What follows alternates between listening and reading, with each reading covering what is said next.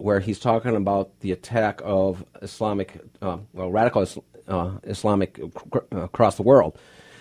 He finishes with this sentence: "So, is the United States waging a war with Islam? If it isn't, it should be." And we see that more and more in this country. We see, we go back to 2001, the attack on the World Trade Center, but we have to remember, we were attacked before that. The first attack on the Trade Center, we have been a target of radical Islam, now going back far longer than 2001. Matter of fact, as a free nation, outside of England, the first country we went to war with were Muslims in Tripoli. They were kidnapping our ships, kidnapping our sailors, holding them for hostage, killing them, turning them into slaves. So our relationship with Islam from the very founding of this country has not been good. It's been rather rocky. So we can sit there and say they're trying now, with the population of Islam growing in this country, they are growing a little brave, and now they're making movements to literally bring jihad to the streets of America, and they're doing so. Unfortunately, we are also getting tied, as Christians, we're getting tied into the same radicalization as what they think of when they talk Islam. They think that Christians, a lot of people actually believe that we as Christians would sit there and murder people that are gay. Because we won't bake cakes. Exactly. Right? Yeah, so they're equating the same. They're equating, there's two separate issues. I mean, they're turning this into, it's a red herring to even bring Christians into this, because they won't, the president doesn't want to mutter radical Islamic terrorism, doesn't want to talk about it. And if you cannot address your enemy, if you will not identify who the enemy is, and they call it workplace violence. And we've had several terrorist attacks on American soil that they choose to ignore and not clarify who is actually committing them and why. And they'll do anything to avoid that, including the New York Times had an editorial trying to link Christians somehow. And I saw a video on Facebook, somehow this is the Christians' fault, which, I'm hoping that you'll join me. It is time to just call a lie a lie. And when they say this stuff, as Christians, we're like, we try to we love everybody, and we try to qualify it, and we try to, be gentle and soft. And I think it's time to just say, you know what? No. You are lying about us. That is not true. And we will not stand for it anymore. And we're going to call a lie a lie. And that's what they're doing. They're lying about what Christians are, what we stand for, what we believe in. They're over across in the Middle East, throwing people who are gay off of buildings with their hands tied behind their back. And we're having huge riots because somebody doesn't want to bake a cake for someone else. Talk about first world problems. I mean, this is crazy. Well, and you hit something very important here, is the president is not willing to call out the enemy for who he is. As I just read from Randall Price. Now, Randall Price, the professor, he lives in Israel. He lives in the Middle East. And so he's seeing all the Middle East news, all the Middle East webs, all the Middle East newspapers and TV. And Islam is calling this a religious war. So if we do not recognize that we are fighting a religious war at this point with Islam, we can't win it. Because if we're fighting an ideology and we don't recognize that ideology, we don't know what we are actually fighting.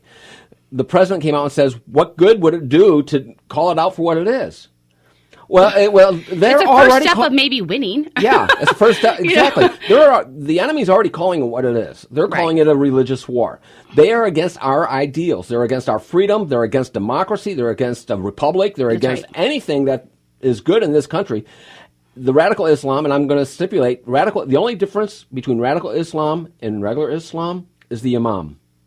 I'm serious. Depending on what the imam is preaching from the stand in the mosque is going to depend on what they believe. Well, and if you were in, let's take the Orlando guy. They've made this so convoluted. Well, now he was gay. Well, he was, somehow they've connected the dots back to Christians. But I can tell you, if everything in his life was the same, he was tormented, he was potentially gay, all those things were the same, but he was a Baptist and not following a radical, or a Methodist or whatever, not following a radical jihadist movement and religion, then guess what? It would be all over the press. Well, he may not have baked a cake, but he probably would not have shown up and shot everybody. Right. I mean, so really we need to call it what it is and not let them frame who we are as Christians.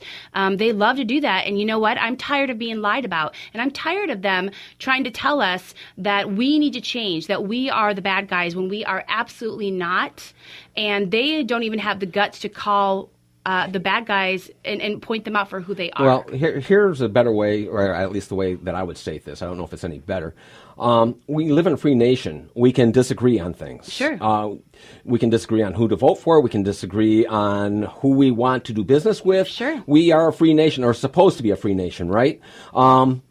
If we disagree with someone's lifestyle, if we disagree with someone's political stands, we don't go out and shoot them. That's right. If we don't want to be involved in their wedding ceremony because we do not find it appropriate in our faith to do so, then under religious rights, we should have that right. But because we disagree with them doesn't mean we go out and shoot them. And we don't. Frankly, Exactly. I mean, with rare exception, with mentally ill people, we don't. And for people who want to make the shooter, and I am not going to, or allow his name to be said on this show, because I'm not going to let him be martyred. Sure. I'm just not going to do it.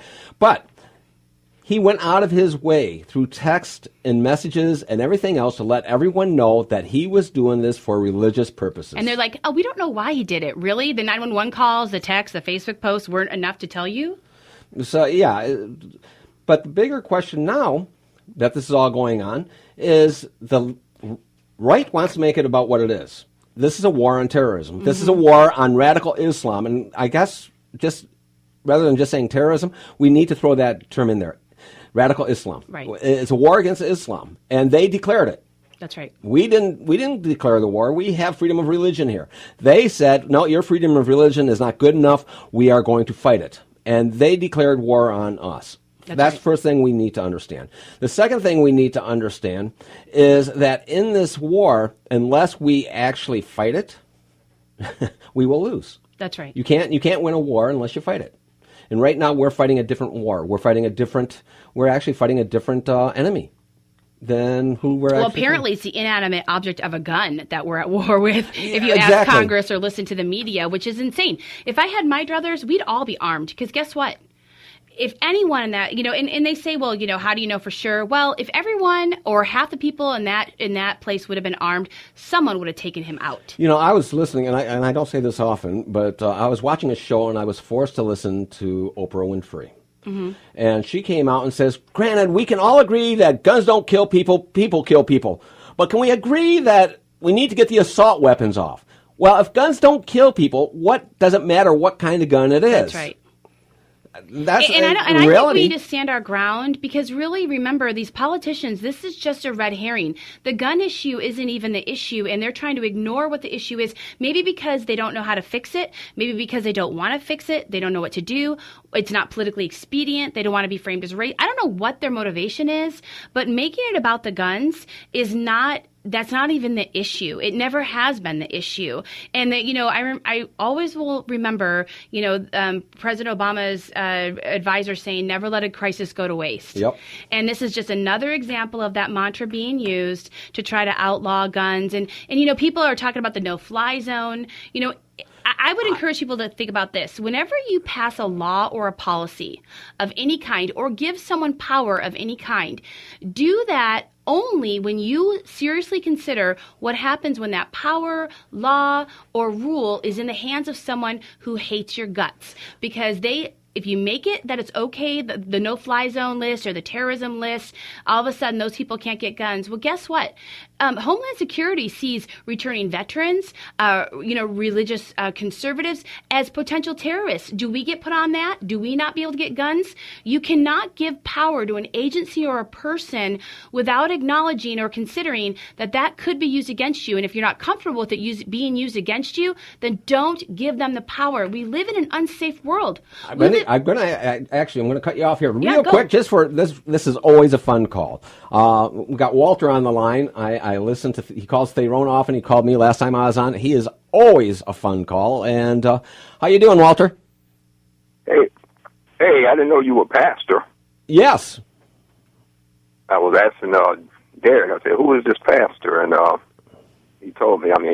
Okay, that's cool. Yeah, you're the one. One of Theron's show, I think you referred to me as reading the Rick James Bible. Oh yeah, I use that terminology on people that twist the Bible and use their own perversion instead of. But I don't do that. I promise you.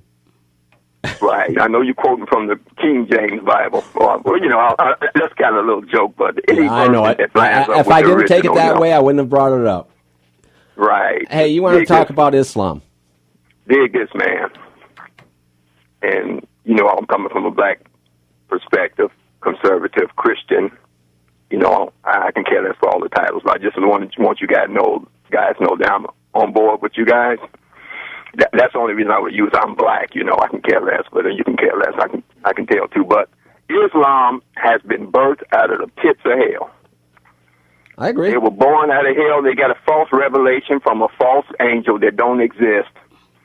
And remember, the Bible says in 2 Corinthians chapter 11, it talks about false angels, another gospel, angel of light. That's what I'm trying to say. Yep.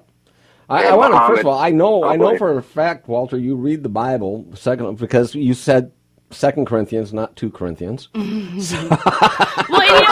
I wouldn't care if they followed whoever they want to, if they weren't trying to kill us. I mean, if they want to have their own religion, follow their prophet, whatever. Honestly, that's what America, freedom of religion, it's all good until you try to kill me. And then I have a problem with it. So Walter, let me ask you a question. Yeah. Do you, I'm asking as a pastor now, do you pray for ISIS and do you pray for the Muslims? I sure do. I was convicted about that. I get convicted about that all the time because sometimes I tend to come on strong and it seems like I'm showing not nice enough. Our politicians want us to be nice.